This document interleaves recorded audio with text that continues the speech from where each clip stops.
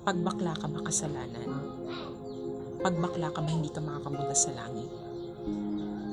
Yan yung mga katanungan na pilit natin binibigyan ng iba-ibang answers. Sabi ng pare, God will never judge you by your physical gesture. He will judge your heart. Kaya kahit anuman yun ang kasarian mo, lahat tayo may kakayahan na magkaroon ng kasalanan. At sabay-sabay tayong haharap sa Kanya upang i-judge. Kabait at ka-fair si God regardless of your gender.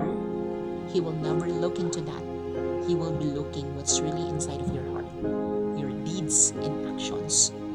Kaya even though bakla ka or part ka man sa LGBT community, be proud of it.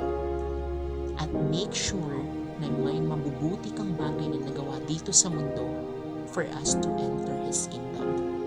We will be judged not by our gestures, but we will be judged by our action, deeds, and faith.